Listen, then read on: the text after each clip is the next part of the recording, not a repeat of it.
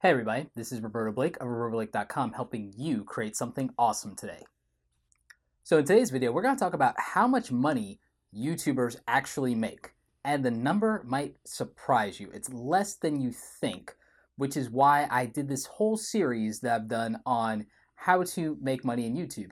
A lot of you think, well, why would you need 6 or 7 or 8 different ways to make money in YouTube? Don't you make enough off the YouTube advertising? Don't you make enough off of Google AdSense in YouTube?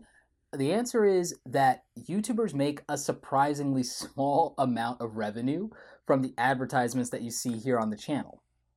It's because of this that YouTubers are looking at different options like fan funding, where you can donate to their channel directly, $1, $5, $10, whatever you want, or they're looking at things like Patreon, where you can fund them directly there, and then they don't have to split the YouTube fan funding with their partner network and with YouTube, so they can get that money directly through Patreon. Things like merch, like I've done with the Create Awesome shirts, which make, again, less than you probably think. I'll explain that in a moment. And then, of course, there are YouTube sponsorships and brand deals, which can be very lucrative for YouTubers, especially going through sites like FameBit, who are actually sponsoring this video today. As a YouTuber, I've been able to utilize FameBit to help me make a bit more money, considerably more money on an individual video than I would make in YouTube AdSense. Primary example, I think probably the most successful videos that I've done to date have made maybe $200 to $150 over the course of a year in YouTube. By doing a sponsorship or brand deal through FameBit, maybe I make a video and up front, not even counting the YouTube AdSense, I might make $150 or $300 on that particular video up front, in addition to whatever revenue it makes through the year. So this is a primary example of how YouTubers are using things like FameBit, things like Patreon to supplement their revenue, because YouTube does not make the kind of money that people assume. So let's get into some math. The real numbers here look something like this. For 100,000 views in YouTube, that might only translate in terms of ad revenue to about $300. You get about $1,000 to $3,000 per million views in YouTube. Now, understand that television shows, some of your favorite shows, stuff that maybe comes on MTV, when that stuff airs, if they're lucky, they get 500,000 to 1 billion live views when that show airs. When somebody on YouTube, like a bigger YouTube, like maybe Shane Dawson or somebody, does a comparable audience in terms of a video, that will get like 1 million views, 2 million views, maybe more, they're only getting maybe 500, 600 bucks for that video. You can imagine that, MTV or a major network is making a ton more money when they put out a video that gets 1 million views compared to a YouTuber who gets 1 million views. So that's, one of the things that you need to take into consideration. It's not the kind of money that you think.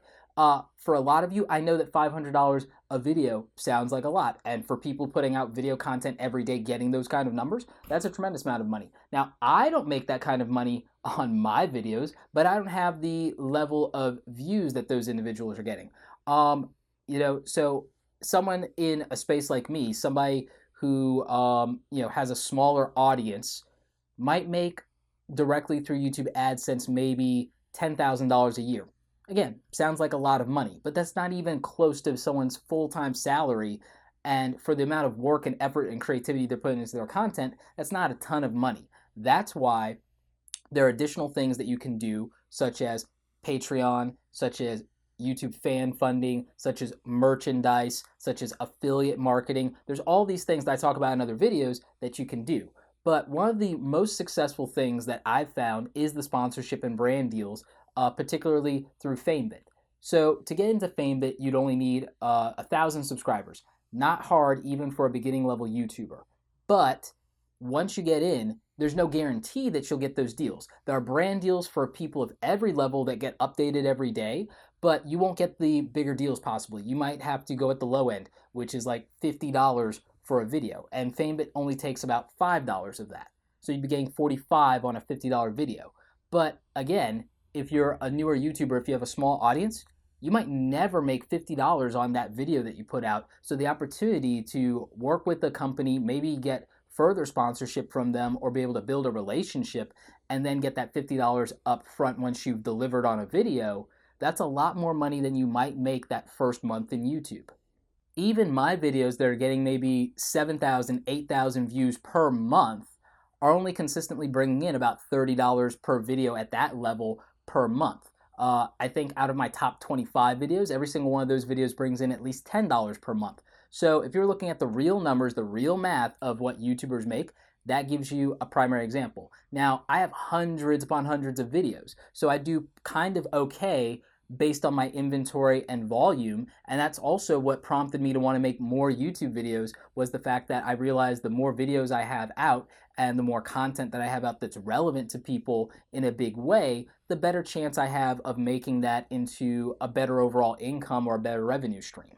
There are some of you watching this videos who have aspirations to make a living off of YouTube. While it's not impossible and people have done it, the Michelle Phons and the Shane Dawsons are the exception rather than the rule. It's very difficult, especially if you're going just off of AdSense, to make a living off of YouTube. And that's not even counting the people who are in partner networks. Your partner network might take 30 to 50% of your revenue as far as what comes directly for YouTube. So even if you were making $500 a video, that comes out to $250 a video by the time your network takes their share. So that's another dynamic you have to add in here. So that makes it very difficult today for YouTubers to make a full living off of YouTube.